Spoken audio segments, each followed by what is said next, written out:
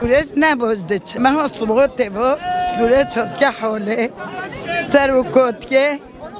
سر و کت که گو همه سورج بینی میدانه گوتن همه سر و کت که بینی مجلس ده هر تشته و بوچه دو چو ستونوه جهبه من رو کر ما بلند کر جهبه جرابی تشت جهبه در نکر ام سورج باش نو بینی کرمه چه بکرین دوه ملات ببیگ ملات هبوی برخوا بده و خواه نایخه و ام دخوزی سورج باج بمشی دخوزی ما اوه از 6 سالی ما 65 سالی ما ام دخوزی سروک ما به مجلس ره ام دخوزی سورج باج بمشی ام دخوزی بچن گرش سروکت که ببینن به مجلس ره راست بین به راسته به میدان راست بین به میدان ام ود خوزی بلا جهبه خواب از بخوپین بلا کباب از خواب بخوپین دی کرد نکرده برای به خواباندن به لیستو که دی کرد نه لیستو که والله هم سورج دخوزی سورج باج بمشی ام جهبه شهمزادگی اوی دولت سر کرده ما بلند که یه پارت که من جهبه را که بلا جهبه باج بزانه روینه اوی جای دی بکوه او ملی خواه نده ملی گلی کرد انسان دموقرات اوی بکوه بلا وی جهبه باج بزانه بلا بس سر کرده را بلیزه اینا که اوی بکوه او سورو جهه ام سروکاتی دست بکی ام گلی باش دبینی لی همه او کپه محبه گفت ناتو ویشه یعنی سببی چیه مجول دیگه دیگه روزا این حیاتی بچه رخ سروکاتی دیستا طالق قوته ما یعنی طالق اینوی چی نه یعنی اواوی چیه مجول کناوی چیه گریلا سه هوال سلاح قدانی او نه هندک پیش بلا هندک نبینن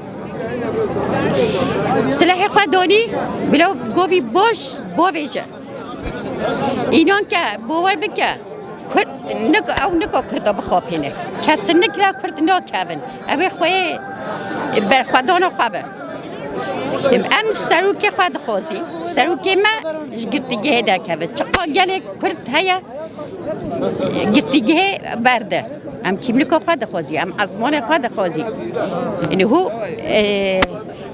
گریلا ملی توکی وگره هات روی نشته ملی توکی چون گلو او سه هوال طیاره سلاح خود دانی شابتان گلو او نه هندکن او گریلوی آزادی سری چراج بویش بارشه چه به هر کرد بارشه دخوازن گلک او جی چقا گریم بلند هنه چقا زنوین بلند هنه چقا نوالین کوی هنه قلقول خطی دادانینه تابیت خطی دادانینه ام دخوازی هکا گریلو و کشا سلاح خود دانی او قلقول زنوین دانین و گرین دانین بلاش عسکر خواه شوید وکشینه همچه والد خوازی نه و بلا طیارن خواهی همه افش بوی پککی بی اف قرقول اف هر گوه دور که هر گوه تحت که قمرات دادانی بین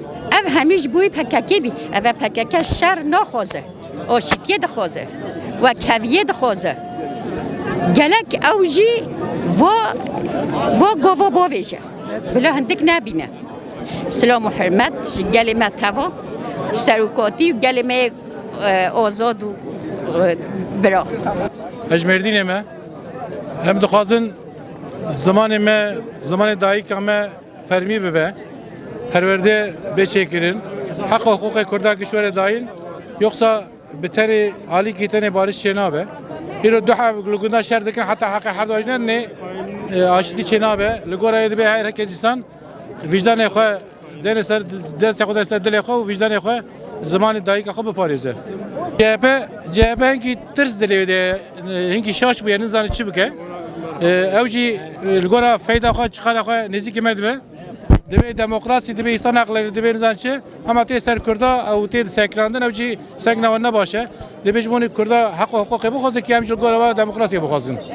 Tez dili debe çünkü xod Paris'e. Vaka çünkü ki go tersiye xod Paris'e. Kürt mesela seri on bilen her cereki debe gora herkes evci gora hareket bu yani. Gora adalet hareket bu. Go aşidi çebeş bunu CHP'ci başa. Şimdi her şeyden önce barışın tüm toplumlar, tüm halklar için önemli olduğunun altını çizmek isteriz. İnsan Hakları Derneği olarak her koşulda barıştan yana olduk. Barışın sağlandığı bir ülkede geçinme derdi olmaz. Barışın sağlandığı bir ülkede kadınlar şiddete maruz kalmaz. Barış ortamının olduğu bir yerde insanlar açlıktan, susuzluktan, zehirlenmeden, denetimsizlikten ölmez. Barışın olduğu bir ülkede çocuklar ölmez. Bu yüzden biz barışın her zaman en önemli ihtiyaç olduğunu söylüyoruz. Bu toprakların barışa ihtiyacı var. Barışın tesis edilmesi için yürüyen süreçte de biz İnsan Hakları Derneği olarak, tüm insan hakları savunucuları olarak her koşulda barışı toplumsallaştırmaktan yanayız. Toplumun tüm fertlerinin istemesini sağlamak zorundayız. CHP'siyle, DEM Partisi'yle, AK Partisi'yle, MHP'siyle, tüm diğer siyasi güç ve fikir insanlarıyla barışın sahiplenilmesi gerekir. Çok daha fazla sahiplenmemiz gerektiği ortada. Zira halen tartışmaların yürütüldüğü birkaç gün yaşıyoruz. Bu birkaç gün içerisinde barışı en çok isteyenle en az isteyen gibi bir ayrışma dönüşmemesi gerekiyor sürecin. Barışı isteyenler demokrasiyi de istemeli, demokrasiyi isteyenler barışı da istemeli. CHP'nin olmaması, İmralı Halet gözlememesi bir eksiklik değil mi?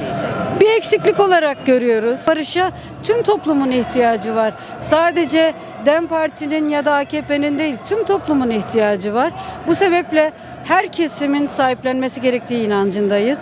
Her düşüncenin de hayat bulması gerektiği inancındayız. Tüm düşüncelerin tartışıldığı ve eşitliğin sağlandığı onurlu bir barışa hepimizin ihtiyacı var.